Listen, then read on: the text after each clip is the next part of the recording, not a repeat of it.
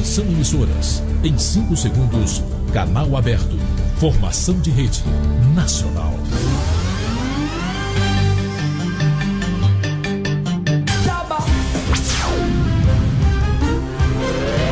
Começou No Mundo da Bola. Fique com a emoção No Mundo da Bola.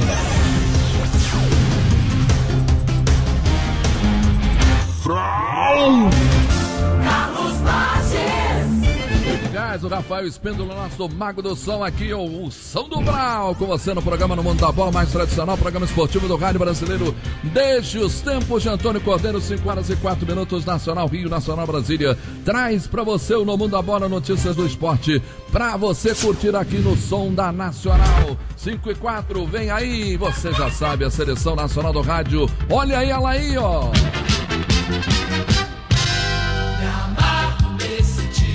Olha lá, hein? Que joga com o coração e fecha a camisa legal.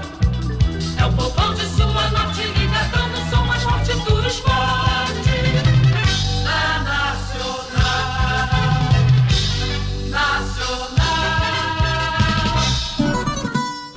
Carlos Bages. Valeu, nosso Rafael Espíndola tá na mesa de áudio, o controle geral é do Jorge Bruno, Vinícius Sampaio também, a equipe do Nielson, nosso Nininho, nosso Ed Guimarães, um abraço ao Ed, tá, um abraço pra ele aí, aquele abraço nosso Ed Guimarães, o nosso um grande like, o nosso Mr. Espelho, que estará conosco hoje no Engenhão, no jogo Botafogo e Bahia, jogo da Copa Sul-Americana, eu, Valdir Luiz e Maurício Costa, e estaremos nessa com Jorge Mombugo no plantão da Nacional, informando tudinho. É hora de falar do Tricolor Gaúcho. Até nós iremos para o que der e vier.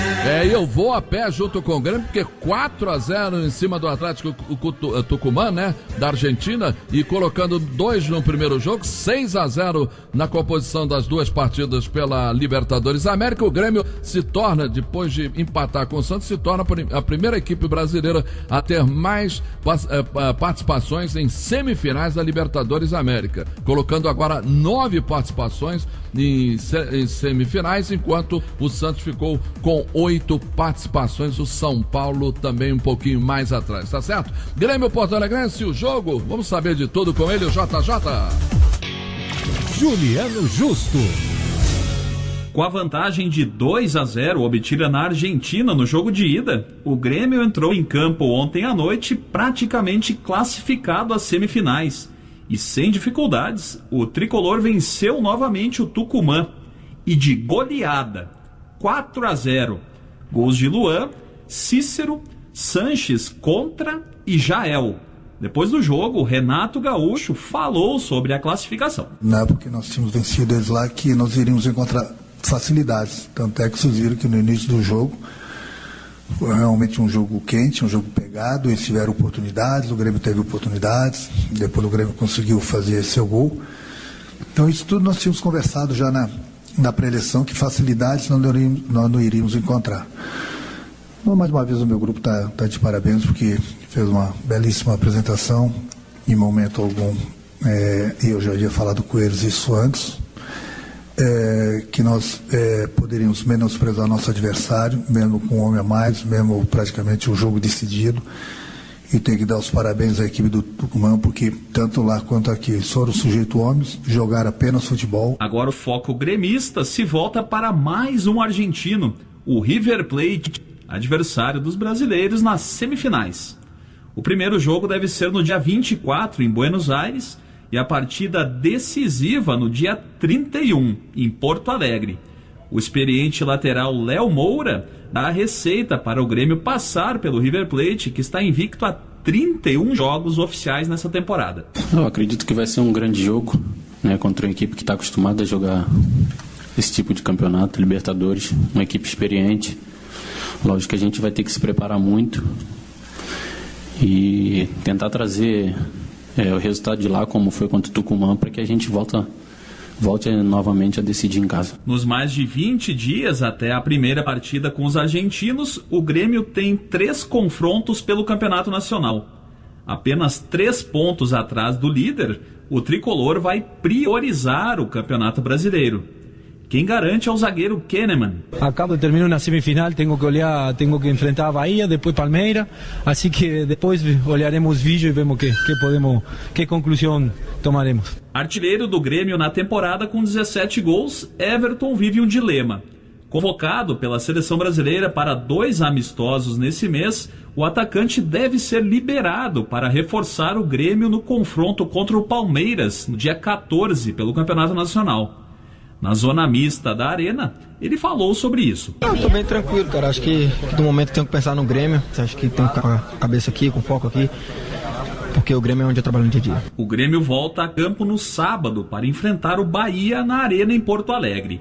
Da equipe de esportes, Juliano Duque. Valeu, deixa eu chamar nossos comentaristas, ele que sabe que ele está chegando aí, ó. Boa tarde, Baldir. A questão é a seguinte, não só falando do jogo em si, qual é a virtude do... Porque, entenda bem, ontem eu estava analisando o jogo do Grêmio e vendo belos jogadores no time do Grêmio. Jogadores de alto nível. Não foi o Renato que escolheu aquele time. Ele já pegou alguns jogadores daquele time. O Michael, por exemplo, que não se deu bem no São Paulo, não se deu bem. E vários jogadores, Cícero, que já não estava se dando bem. Peraí. O Léo Moura, que não se deu bem no Flamengo. Mas ele que escolheu.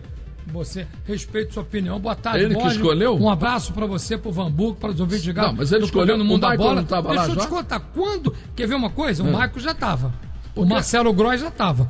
Mas no ano passado, se qualquer clube carioca contratasse o Cortez e o Léo Moura, todo mundo ia criticar. Porque o Léo Moura era um jogador que se aposentou. Fez festa de despedida. Vamos lá, quais são os jogadores que ele trouxe? O Renato trouxe Cícero, Léo Moura, Cortez, Jael, foram indicados por ele. André. Sim, mas o Léo Moura e o Cícero eram jogadores que já tinham passado do ponto, né? Que todo mundo dizia que já tinham passado. O Cícero tinha passado, o Léo Moura principalmente. O Cícero, por segundo se comenta, pelos seus problemas fora de campo. São Paulo teve problema no São Paulo. Do Fluminense mal, teve problema no São Paulo, mas é um jogador que eu queria no meu time. Faz várias funções, primeiro volante, segundo volante, terceiro homem de meio campo, até de ala pela esquerda ele faz. Ele jogou até de centroavante. Mas como é que o técnico, por exemplo, que pega esses jogadores, o mérito, dá rodagem? Eu dou mérito a uma pessoa, Renato Gaúcho. Se você voltar ao tempo, e você tem boa memória, nós fizemos um jogo em 2016, Botafogo 2, Grêmio 1, lá na Arena do Grêmio. Esse jogo foi a gota d'água para a demissão do Roger. Se lembra? Foi o gol daquele... Aquele gol que o Camilo fez. Tinha que o Luiz Ricardo fraturou o tornozelo e o Camilo fez aquele gol de voleio. Bonito, a beça. Isso foi... Lá na ilha. Na ilha. Você estava falando de Porto Alegre, não. Na ilha. Na ilha. Porto Alegre, foi com o Mazela. Isso. Foi com você, foi em 2012. Isso. Então o que acontece? Ali, aquela derrota foi a gota d'água que o Grêmio vem de 5 derrotas com o Roger. O Roger caiu. Veio o Renato com o Espinosa, que ajudou. E aí o Renato deu uma guaribada, me permita o termo, no time, emocional, e o time ganhou a Copa do Brasil. Com a conquista da Copa do Brasil, a consequente vaga para a Libertadores, o Renato teve a opção de ficar jogadores. E de os jogadores que muita gente criticou. Por exemplo, Jael, Léo Moura, Cortez, são jogadores que...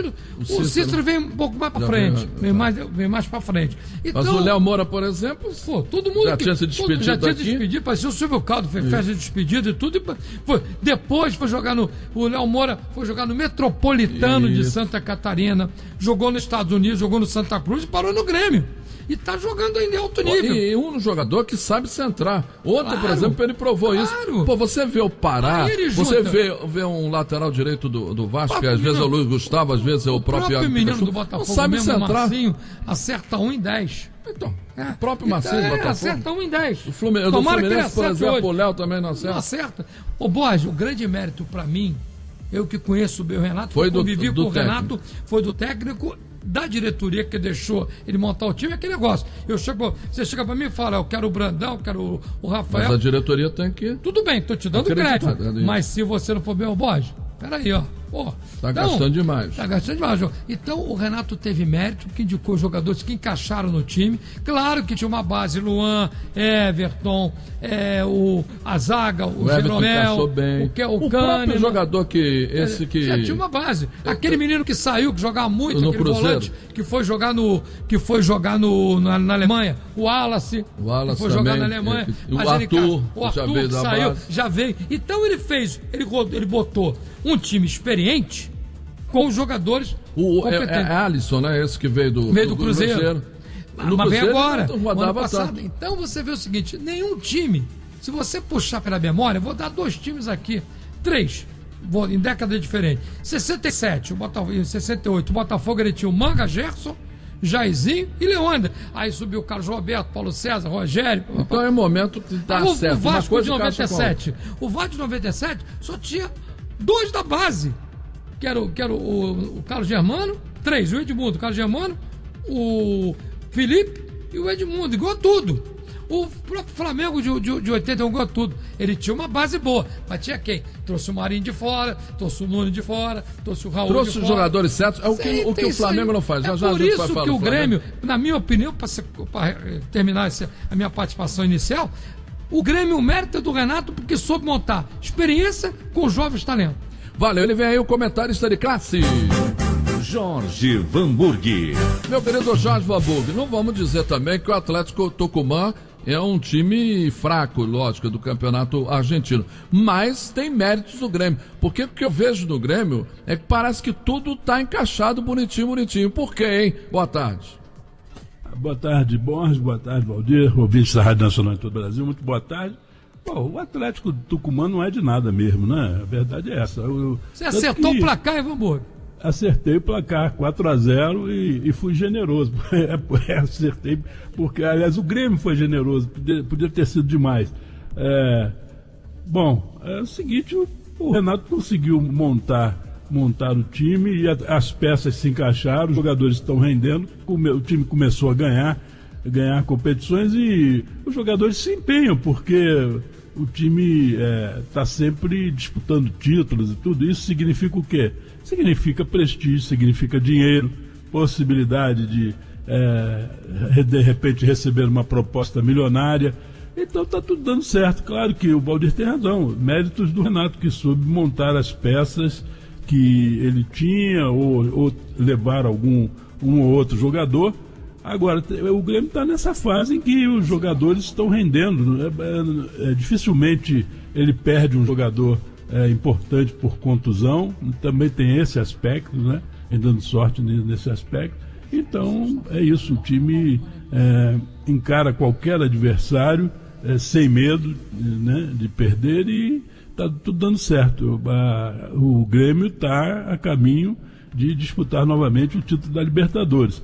Ele vai jogar contra o River Plate, que é um time de nível equivalente, sem dúvida alguma. Vai ser muito diferente de Atlético Tucumã, mas ele tem time para se sair bem. Aliás, ontem o River Plate eliminou o Independiente por 3-1, se classificou, e houve uma reclamação contra a arbitragem brasileira do Daronco por causa do VAR. Essa reclamação me lembrou aquela de outro dia, do árbitro que expulsou o Dedé, né, e prejudicou o Cruzeiro. E esse lance aí que o Independiente está reclamando, era um lance de pênalti também, que acabou não sendo marcado, porque o Daronco não quis consultar o VAR. Houve uma reclamação e não quis. Então, mais uma confusão aí. E olha que o Daronco é um dos melhores que nós temos, né? Ele não quis consultar o VAR, assumiu. Apenas ele se comunicou, ele fez um sinal que estava em comunicação com a base, né? E depois mandou o jogo seguir sem consultar o vídeo. Então, mais uma confusão aí na Libertadores. Então não são só os estrangeiros que erram, não. Erram não, porque, por exemplo, ontem contra o Grêmio Porto Alegrense, ele deu o pênalti, que foi pênalti em cima desse jogador, o Alisson, na jogada dele com o goleiro, e o VAR comunicou a ele, olha aqui, reveja lá o lance, porque é para cartão vermelho e não para cartão amarelo, porque ele não tinha dado nem o cartão amarelo ainda. Pois é, o Borges, eu achei absurdo que ainda precisasse consultar o VAR, ou se é, como você está dizendo, foi orientado pelo VAR, para dar o cartão vermelho para o goleiro, porque era óbvio que o lance era para cartão vermelho, né? Porque era o último jogador, a falta foi violenta e tal, derrubou dentro da área, enfim, mas o fato é esse, era lance para cartão vermelho. Não foi nem... Precisou do VAR, caramba. Não, entenda bem, o VAR é que comunicou a ele, porque ele não pediu nada não, o VAR é que disse, verifique lá porque merece cartão vermelho. Ele foi lá e conferiu e deu cartão vermelho ao goleiro do time do Atlético Tucumã. Olha aqui. Agora não adianta chorar. Fato é o seguinte, Grêmio e River classificados vão disputar uma das semifinais e agora resta saber o que vai acontecer com Cruzeiro e Palmeiras, né? Que são os outros brasileiros ainda na disputa. É por isso que eu vou chamar o Palmeiras. Vamos saber do Palmeiras, 5h19. O Palmeiras no azul da partida. E o nosso Lincoln Chaves está trazendo detalhes. Lincoln Chaves. Após 17 anos, o Palmeiras tem a chance de voltar a uma semifinal de Libertadores. Às 15h10 da noite, o Verdão recebe o Colo-Colo do Chile com a ótima vantagem por 2-0 adquirida no jogo de ida em Santiago. Isso significa que o time paulista se classifica para encarar Boca Juniors Argentina ou Cruzeiro até se perder por um gol de diferença. Para não deixar a classificação escapar, o atacante William quer uma equipe inteligente logo mais no Allianz Parque. Acho que toda essa euforia a gente deixa pro lado do torcedor realmente, mas aqui a gente tem que ter o respeito, a seriedade, sabendo que não tem nada definido, né? É um jogo difícil, sabemos que vamos encontrar bastante dificuldade, até mais do que foi lá, e então a gente tem que, da nossa parte, estar mobilizado, preparado, né, para fazer um grande jogo e, claro, aproveitar essa vantagem, mas dentro de campo ser inteligente para que possamos alcançar o nosso objetivo e poder dar um respaldo para o nosso torcedor também e classificar para a semifinal, que é a nossa meta. O Palmeiras vive sua melhor fase na temporada. O time comandado por Luiz Felipe Scolari assumiu a ponta do Campeonato Brasileiro no fim de semana, mesmo atuando com uma equipe alternativa. Neste sábado, a liderança será colocada à prova contra o rival e concorrente direto São Paulo. Apesar disso, William garante que o elenco alviverde só vai pensar no tricolor após o duelo de hoje. Não adianta a gente querer falar do São Paulo no sábado, né, do clássico, da importância que vai ser, né, sendo que a gente tem uma grande oportunidade de estar vencendo quarta-feira e estar indo para uma semifinal de Libertadores, né, então acho que o nosso maior desafio é quarta-feira e não tenha dúvida que todos estão muito focados para aproveitar essa oportunidade de fazer um grande jogo e, se Deus quiser, a gente está passando para a semifinal e depois sim a gente desligar a chavinha aí, mudar a chavinha para focar pro jogo de sábado, que também tem uma baita importância. Pro jogo de daqui a pouco, o principal desfalque é o volante Felipe Melo, que cumpre sua segunda partida de suspensão pela expulsão contra o Cerro Porteño do Paraguai nas oitavas de final. Com isso, Thiago Santos será o cabeça de área. Já o atacante Daverson, fora em Santiago por suspensão, volta a ficar à disposição, mas deve mesmo iniciar o jogo no banco. O Verdão para hoje à noite terá o Everton no gol, a linha defensiva com Mike, Antônio Carlos, Edu Dracena e Diogo Barbosa, Thiago Santos, Bruno Henrique e Moisés no meio e à frente Dudu, William e Borja. Já o Colo-Colo, que tem como seu maior nome o meia Valdívia, ídolo do próprio Palmeiras, tem problemas na escalação. O lateral Pérez, expulso no fim do jogo de ida após um lance conferido pelo VAR, e o atacante Paredes, com dores na coxa, estão fora. Além disso, a fase é ruim. O time vem de 5 derrotas seguidas, incluindo aí até aquele 2-1 para o Corinthians na Arena de Itaquera, na etapa anterior da Libertadores. O último tropeço foi no clássico local com a Universidade Católica. Em meio à pressão, o Colo-Colo jogará com o Orion no gol, os 3 zagueiros Zaldívia, Barroso e Insurralde, Opaso e Suazo nas laterais, Pavés, Carmona, Baeza e Valdívia no meio e Lucas Barrios, outro ex-Verdão, como centroavante. De São Paulo, para o programa No Mundo da Bola, Lincoln Chaves. Valeu, Lincoln Chaves. 5h23. Valdir Luiz, esse é o time ideal do Palmeiras. Acho que é o time titular do Palmeiras, né? O Everton, Mike, Antônio Carlos, Edu Dracena e Diogo Barbosa, o Thiago Santos e o Bruno Henrique. Aqui pode botar o Felipe Melo ou o Thiago Santos, mas o Thiago Santos antes do jogo. Moisés, Dudu, o William Bigode e o Borja. E aí? Esse, acho que é o melhor time do mas Palmeiras. eu respeito, mas eu acho que a zaga, pra mim, entraria, na minha opinião, o Luan, porque é uma zaga mais rápida. Você Luan acha o Antônio Carlos bom jogador, não? Acho, mas no lugar do Dracena. Ah, do Edu Dracena. O Antônio Carlos passou no Flamengo 6 meses, nem no banco ficou. E colocaria o Marcos Rocha no lugar do Mike. Para o Palmeiras ter um belo elenco, né? Tu vê que tem o Lucas Lima no banco. Hoje o Cabo não pode jogar porque a pendência era com o Fluminense, tá fazendo falta também. Mas tem um belo elenco. O Palmeiras, para mim, é um sério candidato ao título brasileiro e um sério candidato a conquistar a Libertadores. Agora, um detalhe que está nas redes sociais é o seguinte: a expulsão do Felipe Melo agravou a situação seguinte: a regra de conduta no vestiário do Palmeiras é que ninguém leve cartão vermelho. Mas a Libertadores da América é diferente do Campeonato Brasileiro de qualquer competição?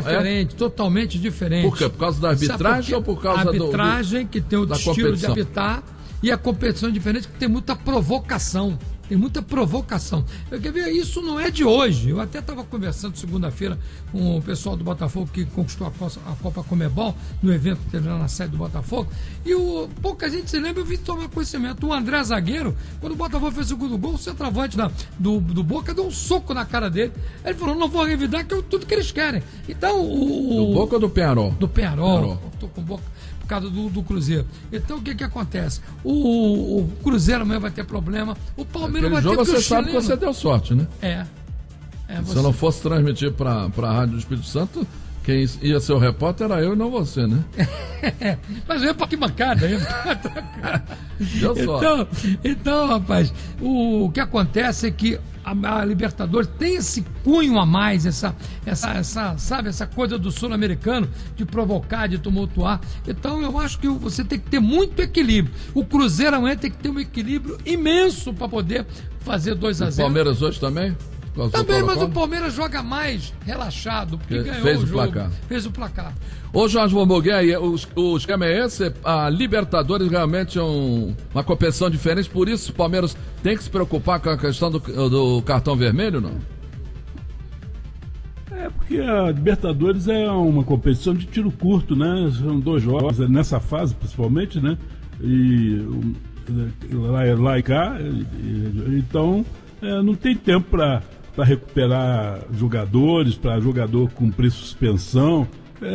Leva cartão vermelho, está fora do jogo decisivo. Então é isso, tem que ter certo cuidado. Agora, o problema é controlar aquelas feras, aqueles encrenqueiros que o Scolari tem lá, o Felipe Melo, o trio de encrenqueiros, de maiores encrenqueiros do futebol brasileiro. Felipe Melo, Dudu e aquele sarará de farmácia, o Daverson. Então, esses três aí, realmente, esses três são de doer, viu?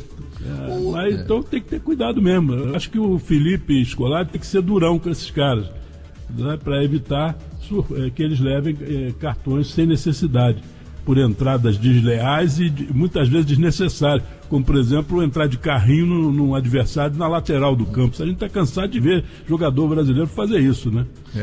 Só para concluir em cima do que o Van Burg falou, esse Deco tem que ser chamado a atenção. O que ele fez no jogo Palmeiras e Cruzeiro, você vê a postura do Fred, né? Fred foi lá, conversou com ele, queria arrumar o Manuel estava nervoso. O Manuel nervoso, você conhece. É o detalhe do Filipão, que o Filipão não fala isso na entrevista coletiva, ele deixa pro vestiário. Mas tá certo. O treinador que fala publicamente, ele perde o grupo. É isso aí. Eu trabalhei no futebol. O treinador, ele tem que, dentro do vestiário, falar tudo. Lá fora, tudo é uma maravilha. Ele tem que ser. Eu gostei quando ele fala assim: essas coisas se resolvem dentro do vestiário. Treinador que fala demais, amigo, acaba se complicando. 5h27, voltamos já aqui na segunda parte do programa No Mundo da Bola, o mais tradicional programa esportivo do rádio brasileiro. No Mundo da Bola. Onde a bola rola, tem Nacional, a rádio do Brasil.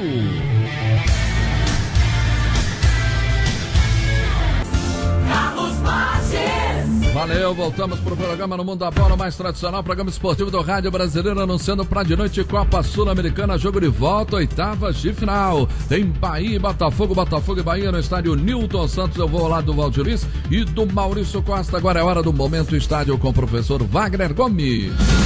Momento Estádio. Wagner Gomes. A equipe feminina de vôlei voltou à quadra hoje para enfrentar a equipe do Quênia. O Brasil vinha de uma derrota por 3-0 para a Sérvia, o que gerou um início de set um pouco inseguro. Rapidamente esse efeito passou e a equipe conseguiu uma vitória fácil por 3-0, com parciais de 25-13, 25-10 e 25-16, garantindo a classificação para a segunda fase do Mundial. Amanhã o Brasil faz a última partida às 7h20, horário de Brasília, contra o Cazaquistão. Da equipe de esportes, Wagner Gomes. Valeu, tá aí o Wagner Gomes, nosso Valdir. Está agitado por quê? Porque é dia de jogo, fica agitado. Vamos saber do Flamengo? Vai jogar com o Corinthians, 9h no Itaquerão, nessa sexta-feira. O Flamengo destaque 5h32. Uma vez Flamengo, sempre. Vai lá, Maneiro. Flamengo sempre eu hei de ser. Rafael Monteiro. O Flamengo treinou na manhã desta quarta-feira, onde enfrenta o Corinthians na próxima sexta-feira, 9h, na Arena Corinthians, em São Paulo. Na atividade no Ninho do Urubu, zona oeste do Rio de Janeiro, Vitinho sentiu dores na coxa e deixou o treino mais cedo. Paquetá, que no início da semana sofreu pancada no calcanhar, realizou o trabalho à parte. E Diego, com dores no joelho, segue fazendo trabalho na academia do clube. Além do goleiro Diego Alves, se recuperando de lesão na coxa, estar praticamente descartado do jogo. Com estes possíveis desfalques, o time titular do Flamengo segue indefinido. E sobre o momento no Campeonato Brasileiro, o meia Everton Ribeiro mantém o otimismo pelo título. A gente acredita muito, mesmo sabendo das dificuldades que a gente vem tendo, de algumas oportunidades que a gente acabou deixando passar. Estamos perto ainda, a gente, se não me engano, são 4 ou 5 pontos do líder. A gente tem muitos confrontos diretos para a gente poder chegar à liderança. Então, só depende da gente, a gente melhorar, assimilar o que o Dorival tem para nos ensinar, nos passar e seguir em frente, acreditar aí até o final. Já o time paulista contra o Rubro Negro em casa deve iniciar jogando com Cássio no gol, na direita Gabriel, dupla de zaga Léo Santos e Henrique, na esquerda Danilo, no meio campo Ralf, Douglas, Jadson e Romero. No ataque, Matheus Vital e Cleison. Da equipe de esportes da Rádio Nacional, Rafael Monteiro. Valeu, falamos do Flamengo, vamos falar do Corinthians. E quem traz notícias do Corinthians é o Juliano Justo. Juliano Justo. A 28ª rodada do Campeonato Brasileiro abre nessa sexta-feira com um clássico das maiores torcidas do país na Arena em Itaquera. Corinthians e Flamengo. Sem chances no Nacional, o goleiro Cássio garante que a equipe quer vencer para chegar bem na final da Copa do Brasil na próxima semana contra o Cruzeiro. Nada melhor do que ganhar na sexta, fazer um bom jogo na sexta, que com certeza uma vitória nos dá mais confiança ainda para chegar no jogo da quarta-feira e tentar fazer um grande jogo. Mesmo suspenso na Copa do Brasil, o volante Douglas deve jogar nessa sexta-feira. O técnico Jair Ventura projeta o timão com Cássio, Gabriel, Léo Santos, Henrique e Danilo Avelar, Ralf e Douglas, Romero, Jadson, Matheus Vital e Cleison. Corinthians e Flamengo jogam a partir das 9h em São Paulo. Da equipe de esportes, Juliano Justo. Valeu, Juliano Justo. O time do Flamengo tem problemas aí, o nosso Rafael colocou aí bem. A questão de os Diegos ainda não devem voltar, nem o Alves, nem o Diego no meio de campo. O Vitinho teve um problema aí, deu um pique no treinamento, sentiu. Isso eu acredito que também não vai. O Paquetá também recebeu uma pancada na terça-feira. O negócio tá feio lá. E ainda teve que pedir empréstimo também para resolver o problema. A Bandeira tá uma situação complicada, né? O Flamengo arrotou aí, me perdoe o termo, que tinha dinheiro, o problema é que você tem dinheiro, não saber contratar. Mas as grandes empresas pedem empréstimo. Qualquer empresa grande aí renomada vive pedindo empréstimo, não é só. O problema, Borges, é que o Flamengo ganhou bem, tem uma folha salarial de 13 milhões, não soube contratar. O problema é que não soube contratar. Com todo respeito, você contratar Pires da Mota, você contratar Uribe, você contratar Marlos Moreno, conta um histórico do Uribe. Fala alguma coisa do Marlos Moreno, que não faz gol desde junho do ano passado, de 2016. Você contrata o Pires da Mota, você tem o Cuejá, você tem o Ronaldo, que é bom jogador da base, você tem o Rômulo, você tem o Arão, para que contratar o Pires da Mota? Então o que falta no Flamengo para mim é cobrança, porque alguém tem que chegar pro seu Noval, que veio da base, falar, vem cá, bonitão, como é que você contrata esse pessoal que não tem mas a culpa é lá de trás também, do senhor Rodrigo Caetano. Estava no bolo. Se você analisar do Rodrigo Caetano para cá, as contratações foram piores. Claro que o Rodrigo Caetano também errou em contratações, mas o que eles fizeram do Rodrigo Caetano para cá, o próprio Vitinho, você não pode pagar 43 milhões pelo Vitinho, isso é um absurdo, 43 milhões de reais pelo Vitinho, que o treinador tira. O Dourado, 19 milhões pelo Dourado, que isso, rapaz? O mundo tá para acabar. O treinador que tinha, o Barbieri, com o Barbieri, o Dourado não jogou um jogo 90 minutos. Então o problema do Flamengo, vai ter uma limpeza, o presidente vai limpar a área, mas esse ano, amigo, o Flamengo, pelo investimento que fez, não ganhou nada. Perdeu o Carioca, perdeu a Copa do Brasil, perdeu o Libertadores e no Brasileiro está em 5º lugar. Se bobear, pode o Flamengo, se perder para o Corinthians e o Atlético ganhar da Chapecoense, o Flamengo pode ficar 1 ponto do 6º colocado. Agora o Corinthians, ô meu querido Jorge Vanburg, tem um compromisso na quarta-feira já que é importante. Vai dar tempo, de sexta para quarta não tempo, mas né? Vai botar o time principal. O Romero, inclusive, foi liberado pelos paraguaios, tem condição, vai continuar com o Douglas no meio de campo. E aí, tem tempo? É isso mesmo? Dá tempo para... Ou tinha que pensar mais lá na frente, já que o Corinthians não tem muita pretensão do título em relação ao brasileiro. Antes de falar do Corinthians, eu queria falar alguma coisa do Flamengo. Isso tudo que o Valdir disse é uma coisa realmente impressionante, né? Como o Flamengo contratou mal, como jogou dinheiro fora, torrou dinheiro. Agora, o que me impressiona é que o Flamengo agora esteja, segundo o que dizem, né, precisando fazer empréstimo, porque o que se sabia até então é que o que se dizia, pelo menos, é que era uma gestão maravilhosa essa do Bandeira. Mas todo mundo tem que se inspirar nessa gestão, porque não há dirigente melhor. Só um minuto, eu só vou fazer esse comentário. Aí a imprensa do Rio de Janeiro exaltou o Bandeira de Melo como o maior presidente do Flamengo na história, porque ele saneou as finanças do Flamengo. O Flamengo agora tem dinheiro para tudo, não deve nada a ninguém, não sei o que e tal. De repente, aí descobre-se que quando vai chegando o final da gestão, era aquilo que a gente já estava esperando, né? Não é nada disso. A coisa. Mas entenda bem. Então, agora, a imprensa que investiga tudo, que procura descobrir tudo e tal, não fez o seu papel, porque devia procurar saber de onde veio esse dinheiro. Agora, outra coisa, essas contratações que o Flamengo fez, é o seguinte, aí tem interesses de empresário, de dirigente, de coisa, cada um leva o seu e tal, então traz o Pires da Mota lá, não sei de onde, aí alguém leva e tal, e fica tudo por isso mesmo. O dinheiro não é deles, é do clube e bola pra frente.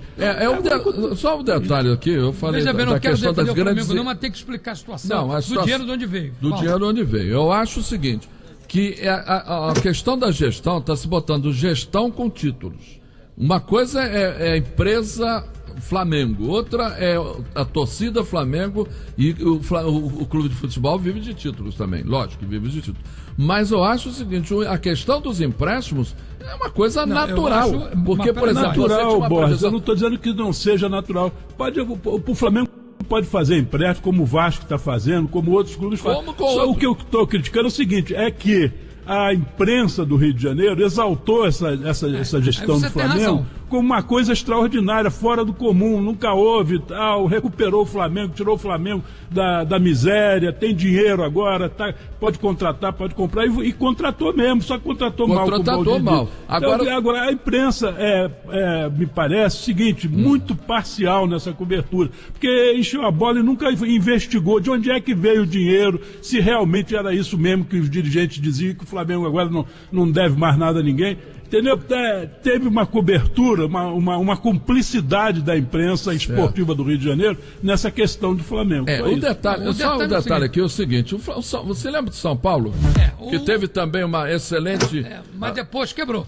Mas o São Paulo teve. A mesma coisa, a situação do Flamengo em relação ao Eduardo Bandeira é questão de resolver, de sanear o problema do clube, e não do futebol, apenas do futebol. Agora, se você analisa, você tem o seu orçamento, e tem um orçamento que você, vou fazer essa transmissão aqui, vou ganhar um dinheiro aqui, e vou ganhar um dinheiro ali. Aí chega na hora, cancela essa, cancela outra. O que você faz?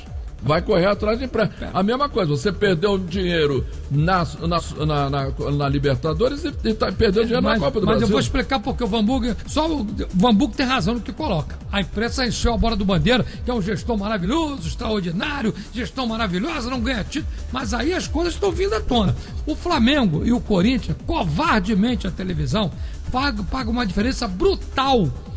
Mas sabe por que ontem eu tive num debate, sabe quanto é que dá a audiência de Flamengo e Corinthians? O dobro de dá o dobro das outras. Dá o dobro. Dá 30 pontos contra 15. Meu amigo, então você tem que vender quem? Você tem que vender quem? Mas o que eu acho que é uma covardia, porque agora dividiram em 3 grupos. Flamengo e Corinthians ganham um patamar violento de dinheiro. O dinheiro vem dali. Aí tem um pouco mais abaixo. Em Vasco, vem Palmeiras, vem Grêmio e vem São Paulo. Aí depois vem Botafogo, Fluminense, Internacional. O ano que vem vai mudar. Vai ser a coisa mais mais ajustada. Mas então o Flamengo ganhou isso tudo. Se o dobro, o clube que dá menos... Não joga sozinho, ninguém joga sozinho. Então bota o Flamengo quando tá falando time A contra branco contra vermelho e preto. Então eu acho que é uma covardia. O Flamengo não soube gastar. Concordo com o Vanburg quando diz que passaram a mão do presidente dizendo que ele é maravilhoso. Ele ganhou 2 títulos na gestão dele. Ganhou uma Copa do Brasil com o Carioca. Viu como é que o torcedor do Flamengo fala que o Carioca não vale nada. Viu como é que você está colocando a questão financeira ao lado do título? Tem que ter as duas coisas juntas. Sim, mas eu estou dizendo, financeiramente ele pode ter sido um bom administrador. Eu não sou pitoniza, mas eu converso com muita gente, sou amigo de alguns ex-presidentes do Flamengo, no caso o Kleber, me dou muito bem com ele, sou amigo dele, o Márcio eu tenho mais ou menos, mas olha, dos ex-presidentes do Flamengo, apenas 2 estão do lado do Bandeira na eleição. Sim, mas aí é o Hélio, o Super Elinho e o Hélio Ferraz. O resto está todo mundo contra ele. Porque ele brigou com o clube inteiro também. E ele tomou uma gestão, poliu o Kleber Leite agora, ele tomou uma gestão que ele, se achou e como tratou errado, não ouviu ninguém. Ele é até uma boa pessoa, um cara de bom diálogo, um cara educado, gosto até dele para conversar com ele. Mas eu acho que ele, para resumir, se deslumbrou com o cargo. 5h44, quem vai jogar hoje é um outro rubro-negro, é o Furacão Atlético Paranaense. É Copa Sul-Americana contra o Caracas. Vamos saber detalhes desse jogo. Bruno Mendes do Liceu. Amigos desse programa No Mundo da Bola, o Atlético Paranaense pode perder por até um gol de diferença do Caracas logo mais em Curitiba, que se classifica para as quartas de final da Copa Sul-Americana. No primeiro duelo, o Furacão bateu os venezuelanos por 2-0 com 2 gols de Rafael Veiga, que com problema na coxa pode ser problema para o jogo de hoje.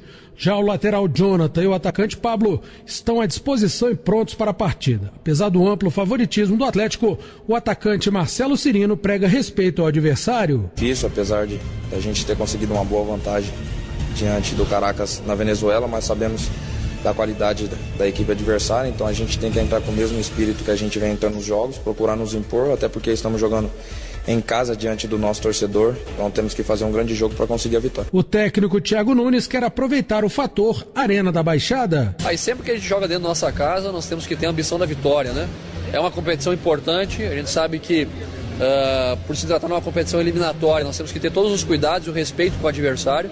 Temos o placar favorável sim, mas aí dentro de casa a gente tem que tentar buscar a vitória até respeitando o nosso torcedor. Então a gente sabe que é uma característica um pouco diferente, porque é a primeira vez que a gente decide dentro de casa, As outras oportunidades a gente tinha de jogar no segundo jogo fora. Então a gente tem que estar mais atento, né? Porque não podemos relaxar no placar do 2-0 a favor e tentar fazer o placar que nos dê a tranquilidade, né? Para pensar sim numa futura classificação. O Atlético deve ir a campo com o Santos, Jonathan, Paulo André, Léo Pereira e Renan Lodge, Wellington, Lúcio Gonzalez e Guilherme ou Rafael Veiga, Nicão, Marcinho e Pablo. 7h30 da noite, horário de Brasília, bola rola para Atlético Paranaense e Caracas na Arena da Baixada. Bruno Mendes para o programa No Mundo da Bola. Valeu, meu querido Jorge Vabuga, pedido aqui no Vascaíno, nosso Brandão, né, que o Comitê Gestor do Futebol do Vasco perde frequência e é dissolvido. Ideia inicial era juntar vice-presidente para decidir rumos da pasta, mas não foi à frente. Campelo ainda acumula agora a vice-presidência de futebol. A ideia é ter um comitê gestor para comandar o futebol. É por aí a solução do Vasco? Não sei. Eu não sei se essa é a solução. Eu acho o seguinte: o presidente é o principal gestor, ele tem que ter responsabilidade. Agora, deve delegar poderes para alguém no futebol, porque ele não pode olhar tudo, saber de tudo, ver tudo. Então, acumular responsabilidades nunca é muito bom. Mas se ele não tem outra saída no momento, fazer o quê, né? Eu acho o seguinte, rapidinho, eu acho que eu concordo com o Vanbu, quem não tem que acumular o futebol, ele tem que botar uma pessoa dele, um vice-presidente, um estatutário, e tem o Alexandre Faria, que foi contratado para ser o gestor de futebol. Com muita gente mandando, não dá certo, vira samba enredo. 5h47, voltamos já.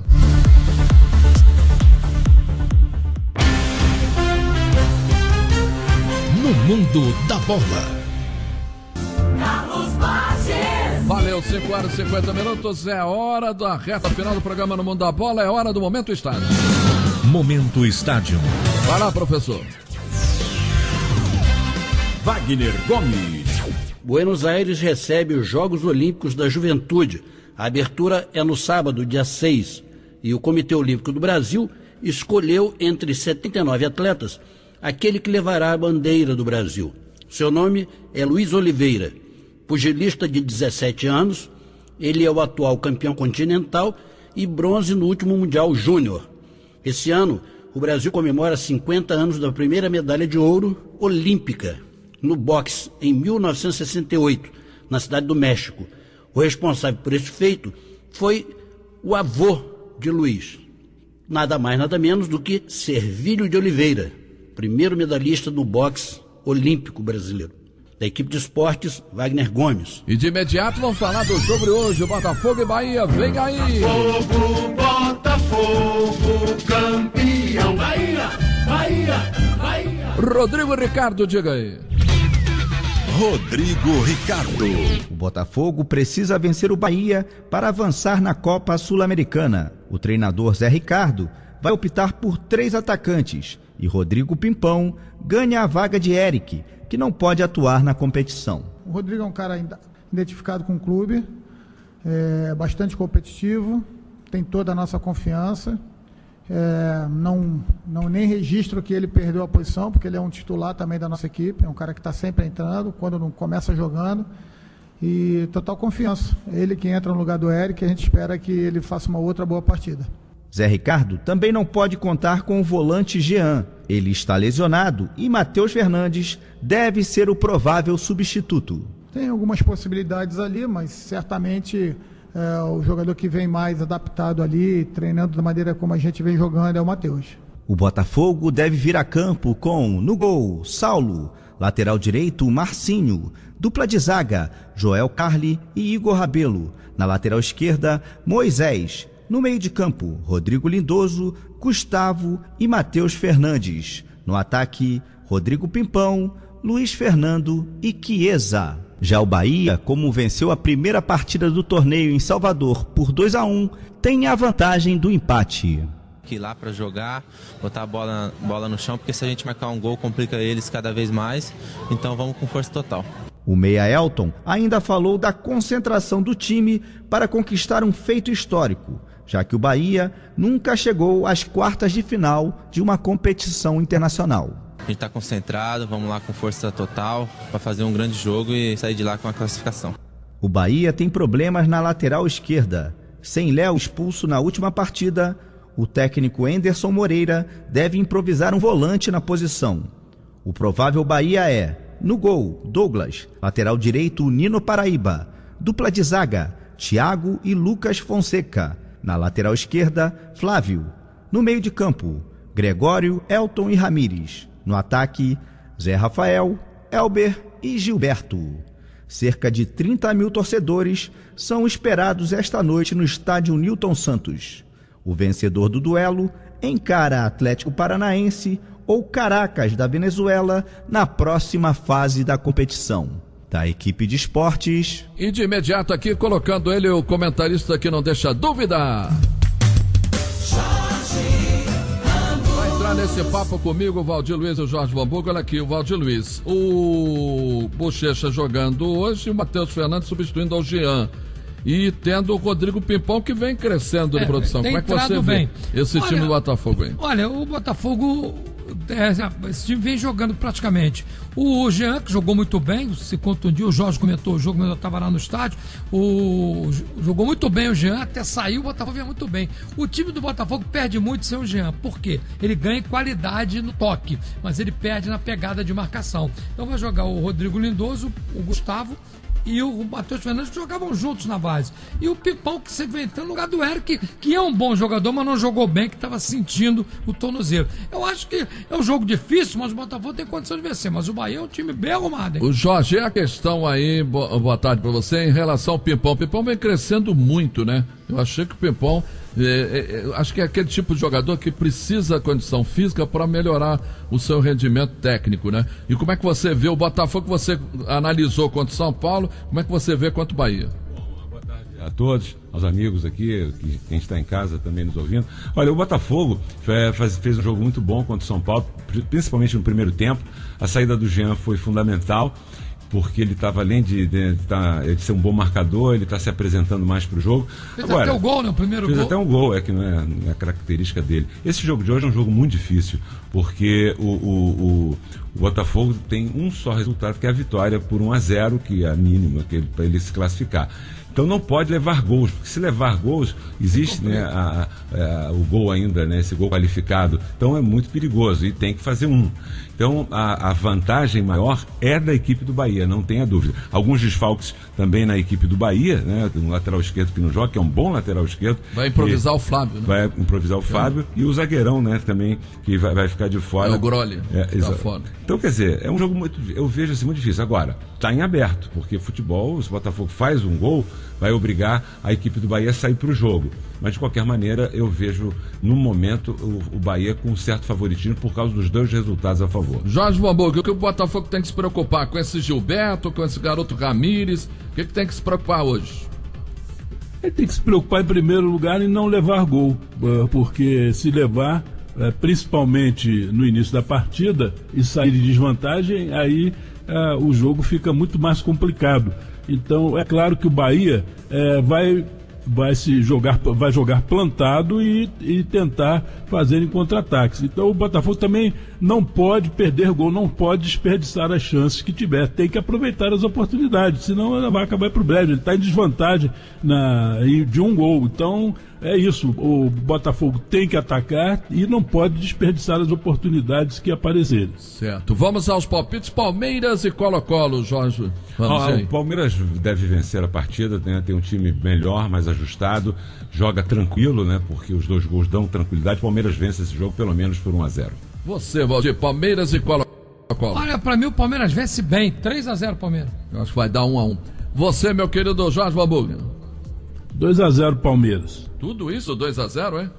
Atlético. 2-0, mas. Atlético Paranaense. Isso aí basta, né? Já ganhou de 2-0 lá, né? Então. Atlético Paranaense e Caracas, Jorge Bambu. Eu? Isso. Atlético Paranaense, uns 4-0. Também, uns 4-0. Você, Jorge? Eu acho que o Atlético vence também 4-0. 4-0.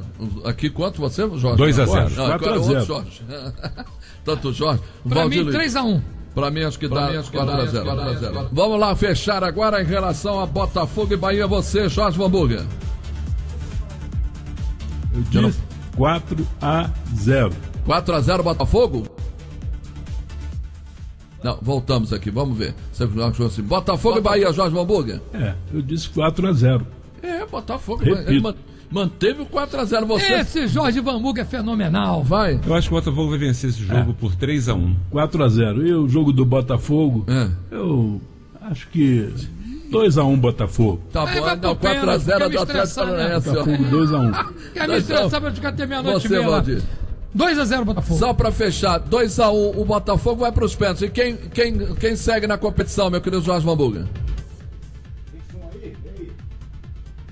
Tá ruim a conexão lá com a gente. 5h59, Jorge Ramos, daquele abraço. Um abraço pra você também. Valdir, daqui a pouco. Até já. Jorge Hamburger também. Ponto final, vem aí o Repórter Nacional. Um abraço. No mundo da bola, fique com a emoção. No mundo da bola.